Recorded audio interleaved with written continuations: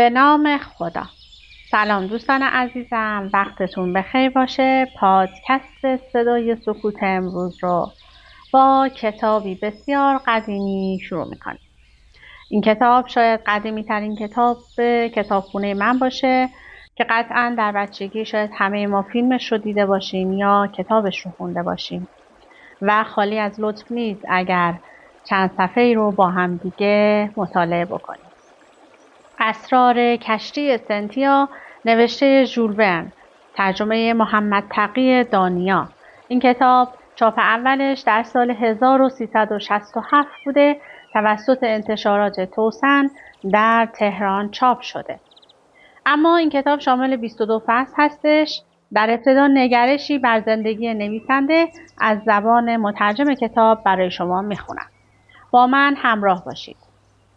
ژول ورن، نویسنده پرمایه و ارجمند فرانسوی، در بامداد یکی از روزهای پاییز سال 1862 میلادی در کوچه ژاکن پاریس داخل مؤسسه مطبوعاتی حفظ شد و پس از یک سلسله مذاکرات مقدماتی و متعارفی نخستین اثر علمی و ارزنده‌اش را که در قالب جزوه پراکنده‌ای تحت عنوان 5 هفته در بالون تحریر و تدوین کرده بود، جهت بررسی و چاپ به ناشر معروف تقدیم شد. هتزل که خود شخصیت برازنده و فرزانه‌ای است و در آن زمان حکایات جذاب و سحرانگیزی با نام مستعار پژ استال برای کودکان می‌نوشت و فرهنگستان فرانسه به چند پدیده پسندیده و برجسته‌اش جوایز گرانبهایی اهدا نموده است، نوشته ژول ورن جوان را گرفت و ملاقات مجدد به 15 روز بعد موکول گشت. نگارنده تازه کار بسیار نگران بود که مبادا دسترنجش مطلوب طبع سختگیر هتزل واقع نشود و در ژوری پژوهش آثار قلمی از طرف آگاهان و صاحب نظران مردود گردد، زیرا تا آن روز کتاب نوظهورش را به 15 مؤسسه انتشارات ارائه کرده بود، ولی همه دست رد به سینه‌اش زده بودند و هر آینه این یکی هم جواب سربالایی میداد. بایستی اوراق سیاه را پاره می‌کرد و دور می‌ریخت. پس از 15 روز ممتحن نکته‌سنج و ژرفبین چنین افتتاح کلام نمود: آقا، نوشته شما با مختصری حک و اصلاح الحق بسیار شیرین و سودمند است. خامه شما سلیس و سجار است و واجد دقایق و ظرافت قلم یک نفر نگارنده ورزیده می باشد و پیشنهاد کرد تا 20 سال متوالی هر سال 2 جلد کتاب به همین سبک برایش تهیه کند و در قبال تسلیم هر کتاب مبلغ 10,000 فرانک برابر 1,000,000 فرانک امروز بابت حق التألیف دریافت دارد. به این ترتیب ژول ورن جوان در کوتاه زمان در سراسر جهان بلند آوازه گشت. دوران حیات ژول ورن هم نظیر زندگی پهلوانان، آثارش خارق‌العاده و پرافاده است. او در سال 1828 مسیحی در جزیره ریدو از توابع ناند به گیتی بیکران دیده گشود. پدر فعال و کاردانش وکیل دعاوی بود و اشتیاق وافری داشت که روزی فرزند نیکوسیما و دلبندش بر صندلی وکالت دادگستری تکیه زند و دمار از روزگار افراد تبهکار درآورد. ولی ژول ورن بی آرام از عهد طفولیت رغبت فراوانی به تفریح و تفرج در کناره دریای لاجوردگون و سطح اسکله زیبای لوار ابراز می داشت و با جنبش‌ها و جهش‌های کودکانه به نظاره کشتی‌ها و قایق‌هایی که به جانب جزایر آنتیل بادبان می‌گشادند می‌پرداخت و دورنمای قشنگ و خوشرنگ کرانه دپرس و بادبان‌های باد کرده کشتی‌ها عشق روزافزون سیر و سیاحت بر سینه دریاهای وسیع و متلاطم را در درونش تحریک می‌کرد. در سن 12 سالگی روزی بدون اجازه پدر و مادر تصمیم گرفت که به عنوان شاگرد ملاح در یک کشتی به کار اشتغال ورزد و به صوب شبه قاره هند سفر کند و از جزایر دورافتاده اقلیم اسرار و عجایب برای دوشیزه زیبا و فریبایی که از خویشاوندانش بود و دل در گروی عشق سوزانش داشت، گردنبندهای صدفی و مرجانی و گلهای خوشبو و رنگارنگ جنگلی ارمغان آورد و نزدیک بود منظورش را عملی کند و کشتی داشت راه میافتاد که پدر ژولور سراسیمه رسید و گوش پسرک فضول و خودسر را صفر گرفت و کشان کشان به خانه برگرداند.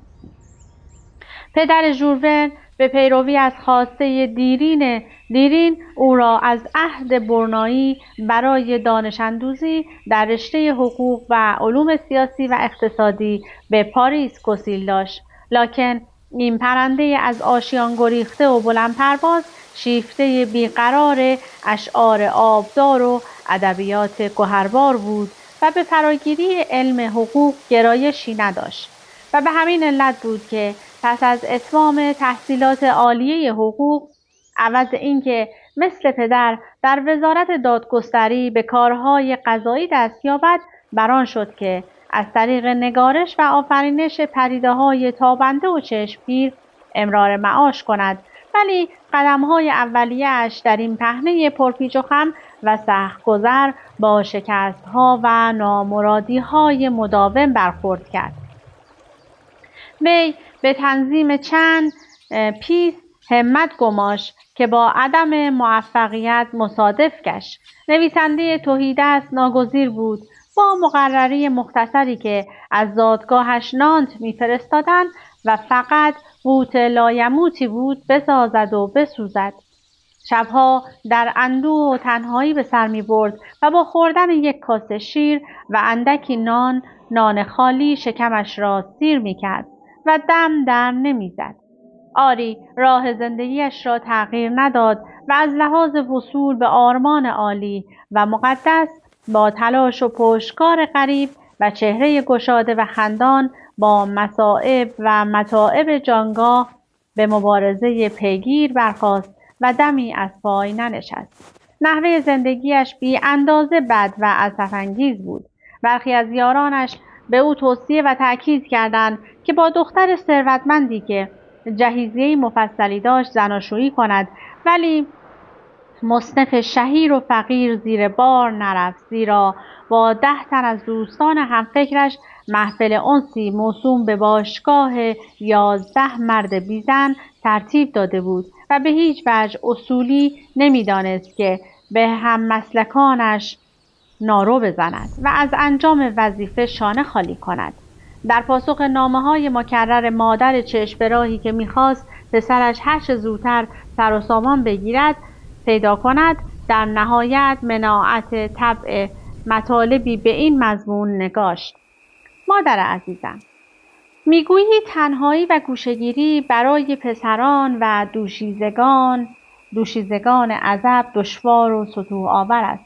قبول می‌کنم، خیلی هم ستوه آور است، ولی به عقیده مفلس نیل به مقصود دوردست و ارزشمند مستلزم فراق بال، محرومیت و فداکاری است و به همین جهت صریحاً می‌نویسم که برای مرد و زن سعادتی بالاتر از انفراد و خودشناسی نیست.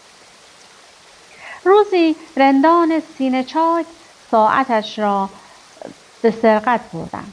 کارش به کلانتری کشید.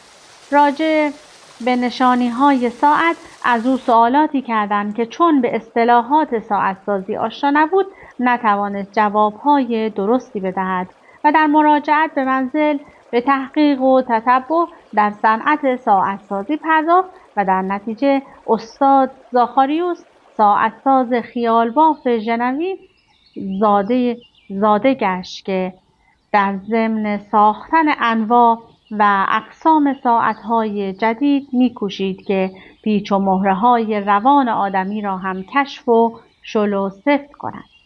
ژول ورن بعد از استخدام در تئاتر لیریک پاریس و احراز مقام منشیگری و دریافت 100 فرانک در ماه توانست به زندگی تیره و پر از اندوهبارش رنگ و روغنی بزند و در واقع فراغت به کتابخانه ملی پاریس آمد و شد کند و بسا مطالعه کتب و اسفار بزرگان علم و ادب از هر چمن گلی چیند و مشام جان را تراوت و صفا بخشد. و از همان زمان بود که به اکتشافات جغرافیایی اعم از فضایی و زیرزمینی و شالوده ریزی داستانهای تخیلی مربوط به مسافرت به کرات سماوی و زیرشکافی اراضی بکر و ناشناخته طبیعی دست زد. نگفته نماند جوان یکدنده‌ای که روزگاری مدافع جدی تز باشگاه 11 مرد بیزن بود سرانجام راضی به ازدواج شد و با بیوه زنی که فرزندی هم داشت زناشویی کرد. همسرش آنورین زن خوب و وفاداری بود. پس از گذشت 1 سال که با خوشی و شادکامی توأم بود خداوند فرزندی به آنها ارزانی داشت و ژول ورن مجبور بود که برخلاف میل باطنی از لحاظ تأمین هزینه‌های کمرشکن زندگی خانوادگی به دلالی سهام شرکت‌ها بپردازد. خوشبختانه با وجود زیغ مالی و مشغله‌های توخالی از اندیشه داستان سرایی به شیوه نوین که در آن بیشتر اختراعات و اکتشافات محیرالعقول سده کنونی را پیشگویی کرده باز نمان و بر اثر تحبیب و ترغیب رفیق شفیق و فاضلش نادار کتابی به نام 5 هفته در بالون در خصوص مسافرت با بالون به آفریقا نوشت که پس از چاپ و پخش پایه متزلزل زندگی بی برگ و نوایش را در هم کوبید و بذره قدرت و شهرت رسید و یکباره از پریشانی و بیخانمانی رهایی یافت. سپس ژول ورن رمان‌های ماجراهای ناخدا، هاتراس و مسافرت به مرکز زمین را به رشته تحریر درآورد و طبع و منتشر ساخت. در سال 1866 میلادی داستان جالب و بهت‌آور مسافرت از زمین بکره ماه را نوشت که رمان سیاحت دور ماه دنباله آن است. کلیه آثار علمی ژول ورن در مجموعه زیر عنوان مسافرت‌های شگفت‌انگیز تلفیق گشته و در دسترس علاقه‌مندان قرار گرفته است، در حالی که 80 سال یعنی کمتر از 1 قرن از پیش پردازی‌ها و فرضیه سازی‌های نویسنده گرانمایه و بلندپایه می‌گذرد و علما و کاشفین اروپا و امریکا از مسافرت ساکنان کره ارض به کره ماه و سایر کرات آسمانی بالفعل سخن می‌گویند و فضانوردان ملل راقیه کهکشان‌های گردان و بیپایان را به آسانی با آپولوها و موشک‌هایشان می‌پیمایند. رمان فرزند ناخداگراند همچنان با پیروزی بی‌سابقه‌ای در اطراف و اکناف دنیا 4 اسبه به جلو تاخت و کتاب 20,000 فرسنگ زیر دریا توفیق بیشتری نصیبش گشت و به دریافت جایزه از آکادمی فرانسه نائل آمد. حماسه مهیج و گردآفرین ناوتیلوس قبل از جنگ 1870 به دست توانای نویسنده ساخته و پرداخته شده بود، لکن متاسفانه مدتی مدید در کتاب فروشی هزل گرد و خاک می‌خورد.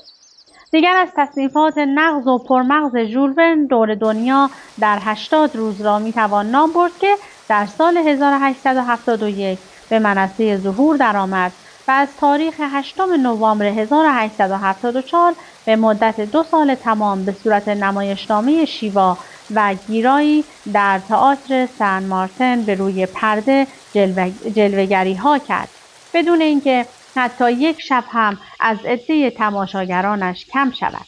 بعد از این داستان ژول ورن به نگارش رمان میشل آستروگوف کوشید که مورد استقبال شدید توده مردم به ویژه دختران جوان و مشکل پسند پاریس قرار گرفت و از رویش نمایشنامه و فیلم تنظیم گردید.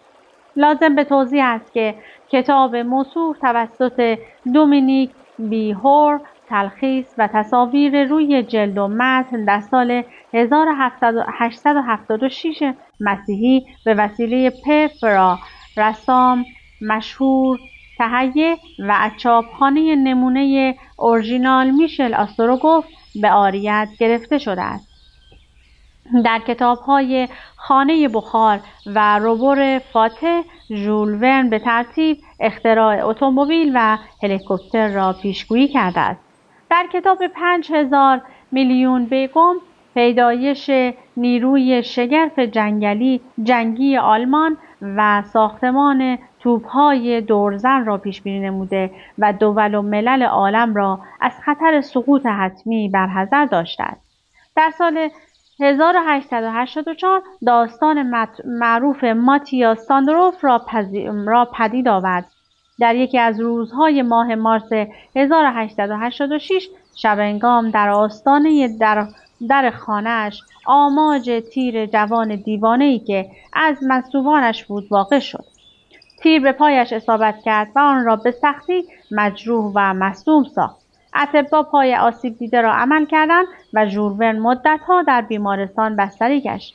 این ضربه غیر مترقبه اراده‌اش را تضعیف کرد و روحاً و جسماً دگرگونی یافت. در سال 1896 کتاب در برابر پرچم را منتشر ساخت. ژول ورن دیگر پیر و زمینگیر شده بود. چشمایش آب آورد و کمسو شد. گوشهایش نمی‌شنید. طبع فیاض و بزلگویش را از کف نهاد. جوشش و کوشش مغزیش هم رو به سستی و فرسودگی رفت و ملوث در سنین کهولت داستانهای خوب و پربهایی و اسامی ابوالهول یخا و وصیت‌نامه یک ابله و پایان دنیا و درامی در شهر لیونی و مدرسه رابینسون ها و غیره را خلق کرد که امید است به یاری یزدان سبحان برگردان دو کتاب اخیرالذکر توسط همین مترجم در آینده نزدیکی چاپ و پخش گردد و از دیدگان صاحب ارباب ذوق و بصیرت بگذرد. در سال 1905 اقربا و اقوامش از وضع مزاجی او بیمناک شده بودند و سرانجام در 24 مارس سال 1905 نویسنده دانشمند بزرگ و گیتی افروز فرانسه به حال اغما و سکرات افتاد و پس از 77 سال عمر پر افتخار شعله لرزان و کمرنگ چراغ زندگی پرماجرایش دستخوش تندباد اجل گشت و مردمان جهان متمدن از فقدان جبران ناپذیر عنصر شریفی اندوهگین و سوگوار ماندند. اینک ترجمه کتاب اسرار کشتی سنتیا به دوستداران آگاه و وفادار فرهنگ و ادب تقدیم می‌گردد تا که قبول افتد و چه در نظر آید. محمد تقی دانیا. البته این کتاب چون خیلی قدیمی هستش ترجمه عجیب غریبی هم داشت با کلمات عجیب غریب و اگر من کمی در خواندن دچار تعلل شدم به خاطر قدیمی بودن این کتاب و ناخوانده بودن کلماتش هستش. با من همراه باشید که فصل اول این کتاب رو شروع کنیم. فصل اول. دو دوست دیرین.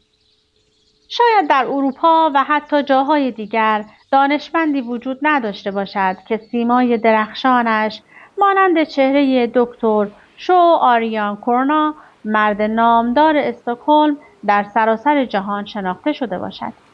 تصویرش به وسیله بازرگانان زیر علامت کارخانه‌اش روی میلیون‌ها بطری لاک و مهر شده، چاپ و تا دورترین نقاط گیتی پخش گردیده است. حقیقت به ما حکم می‌کند که بگوییم بطری‌ها فقط محتوی روغن ماهی میباشد، داروی خوشمزه، نیروبخش و ارزنده‌ای که در تمام اوقات سال جهت مصرف یکایک ساکنان کشور نروژ به نشانی خانه‌ها یا محل کارشان به بهای هر بطری 1 فرانک و 39 سانتیم و در بسته‌های 6 تا 8 عددی فرستاده می شود. مؤسسه سابقاً در اختیار ماهیگیران بود. امروزه عملیات استخراج، تولید، بسته‌بندی و توزیع طبق اصول علمی و بهداشتی انجام می‌گیرد و سلطان این کارخانه پردرآمد خصوصی و صنعتی یقیناً دکتر شو آریان کرونا هست. کسی را سراغ نداریم که این ریش‌بزی، این عینک، این گینی عقابی و این کلاه بی‌لبه از پوست سمور آبی را ندیده باشد. شمایل او چندان ظریف و دستکاری شده نیست، ولی مسلماً شباهت تام و تمامی به صاحبش دارد.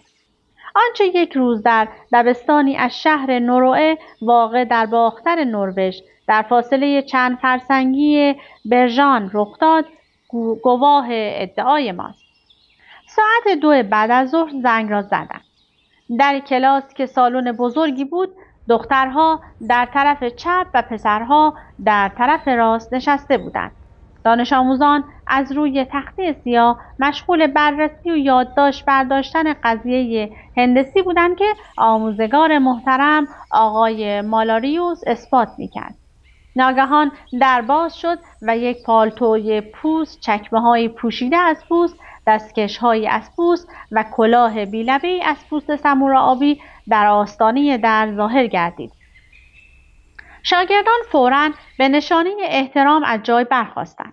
همانطور که به مناسبت ورود هر شخصیت والا مقام فرهنگی ادای احترام می‌کردند، هیچ کدام از آنها شخص تازه وارد را هرگز ندیده بود.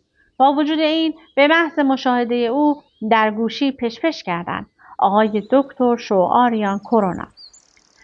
چه شباهت زیادی به تصویر دکتر داشت که روی بطری‌ها نقش بسته بود. لازم است توضیح بدهیم که شاگردان آقای مالاریوس تقریباً همیشه این بطری‌ها را زیر نظر داشتند، زیرا یکی از کارخانه‌های مهم دکتر در شهر نوروئه تأسیس شده بود. اما بالاخره در ظرف چند سالی که از بنای کارخانه می‌گذشت، راستی مرد دانشمند به آن دیار پا نگذاشته بود و یکی از کودکان نمی‌توانست لاف بزند که تا آن روز او را به چشم خود دیده است. تجسم شکل و خصوصیات ظاهر این رجل بلندپایه در صفحه خیال مسئله دیگری بود. اهالی نوروئه در شب‌نشینی‌ها و خوشگذرانی‌هایشان از دکتر شو آریان کرونا بسیار سخن می‌گفتند و هرگاه پیش‌داوری عامه مردم به جانبداری از او کوچکترین دلیلی همراه داشت به گوشش می‌رسید و الا حرف‌های بی‌اساس اشخاص کوچه و بازار را ناشنیده می‌گرفت. به هر حال این شناخت ریشه‌دار و گسترده و نه گذرا و خلق الساعه برای سازنده ناشناس تمثال بی‌مثال کارخانه‌دار مشهور یک پیروزی واقعی به بار می‌آورد. فتح نمایانی که به نقاش ساده و گمنامی حق می‌داد بهترش ببالد و بالاتر از یک چهره پرداز عادی مجاز باشد که حسادت همکاران تنگ نظرش را برانگیزد. آری، به طور یقین رونوشت برابر اصل بود. همان ریش‌بزی، همان عینک، همان دماغ سرکش و همان کلاه بی‌لبه از پوست سمور آبی که به دانای بی همتای اختصاص داشت. احیانا جای هیچ گونه شبهه و ابهامی نبود. عموم دانش آموزان آقای مالاریوس از فرط شاطی سر از پا نمی شناختند. چیزی که آنها را متعجب و حتی کمی ناامید می‌کرد این بود که در وجود دکتر مردی را با قد معمولی متوسط می‌دیدند، به جای آدم بلند بالایی که قبلا در ذهن خود پرورده بودند.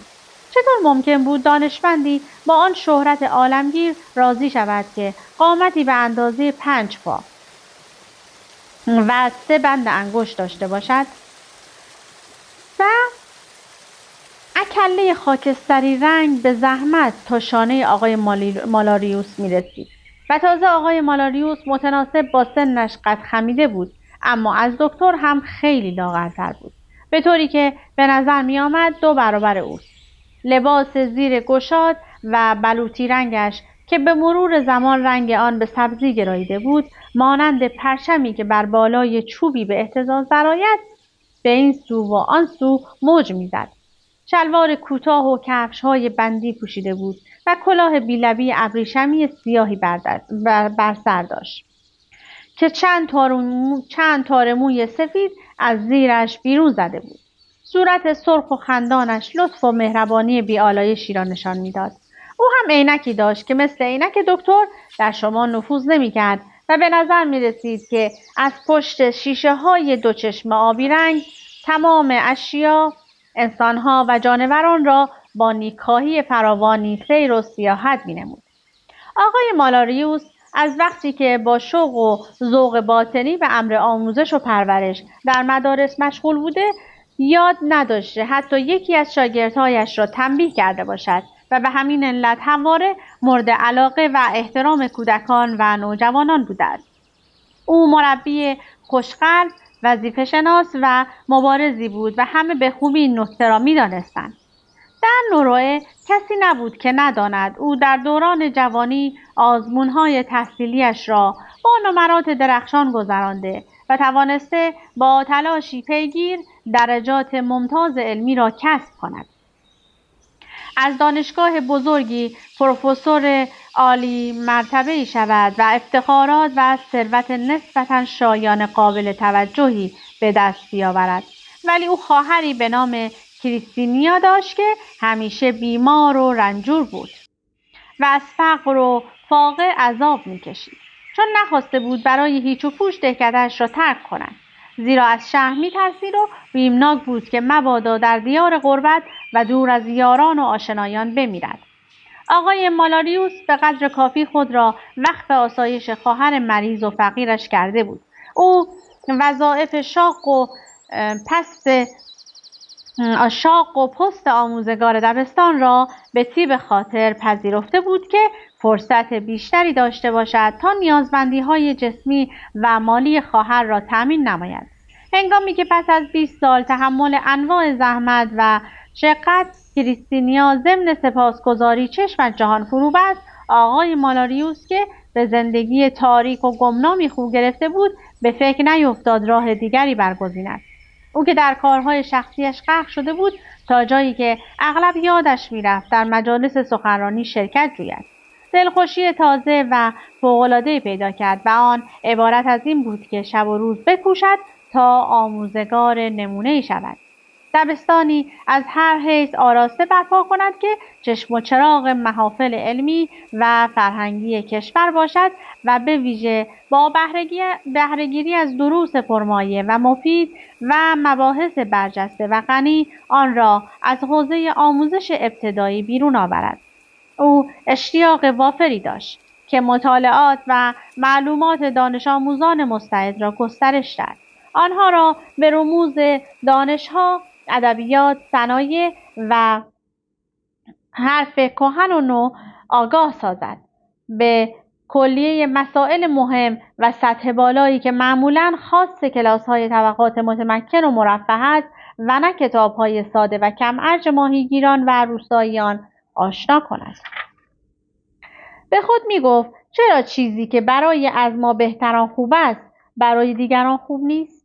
اگر مردمان فرومایه و تهیدست از تمام شادی‌ها و زیبایی‌های این جهان محروم هستند، به چه دلیل آنها را از شناخت همر و شکسپیر باز داریم؟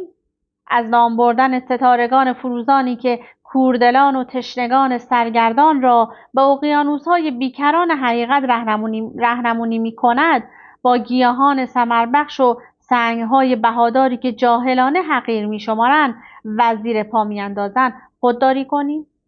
کار و کسب چنان به سرعت به سراغشان می‌آید گلویشان را به شدت می‌فشارد و پشتشان را روی کشتزارهای سخت و بیزبان خم می‌کند که دیگر نمی‌توانند دور و برشان را ببینند. پس لااقل در عهد کودکی از آب زلال این چشمه‌های ناب و جوشان بنوشند و از خوان گسترده نعم و مواهب الهی نیکو برخوردار گردند. در کشورهای دیگر گروه‌های عقیده داشتند که این سبک غیر محتاطانه در تعلیم و تربیت چشم و گوش روستازادگان زحمتکش و فروتن را باز می‌کند. به تدریج آنها را از زندگی ساده و محدود متنفر می‌سازد و در گرداب حوادث می‌اندازد. اما در نروژ هیچ کس با این افکار پوچ و موضوعات انحرافی و سودجویانه خود را ناراحت نمی‌کرد.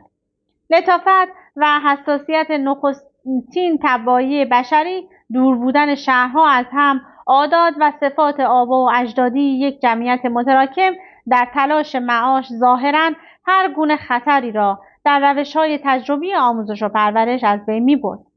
وانگه این روش‌ها آنقدر گوناگون و فراوان بودند که نمی‌شد باور کرد.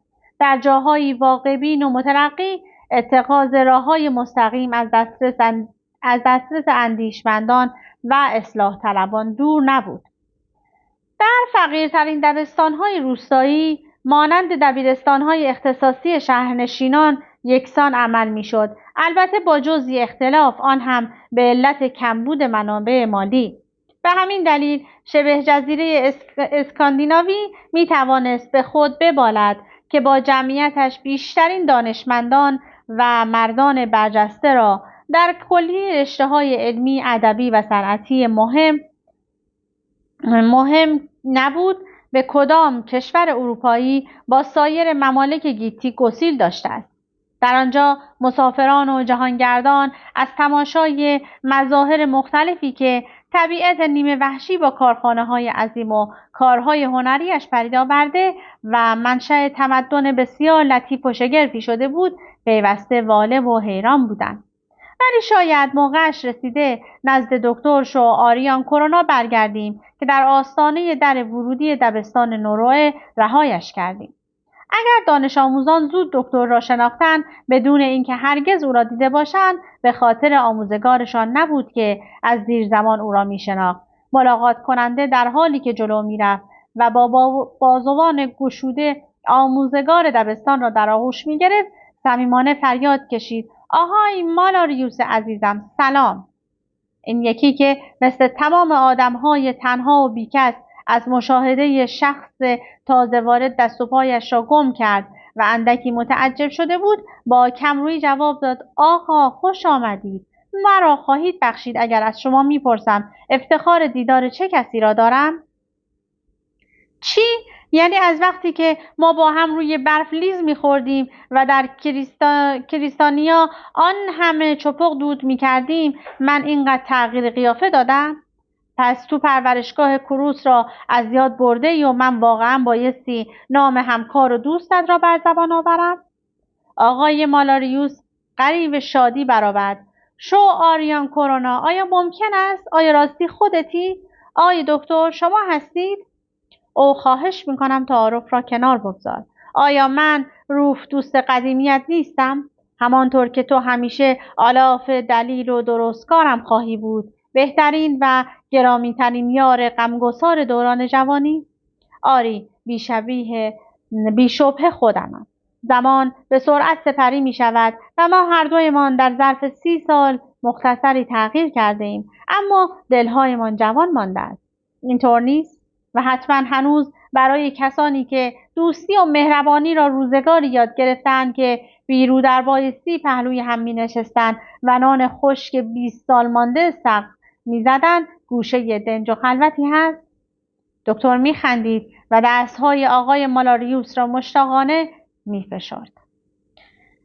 از اینکه با من همراه بودید و این داستان زیبا رو خیلی مختصر و کم شنیدید سپاسگزارم. اگر بقیه داستان رو میخواید بشنوید و دوست دارید میتونید این کتاب رو در چاپ‌های جدیدش تهیه کنید و مطالعه کنید. از اینکه با من همراه بودید سپاسگزارم. تا وایس بعدی، خدا نگهدارتون.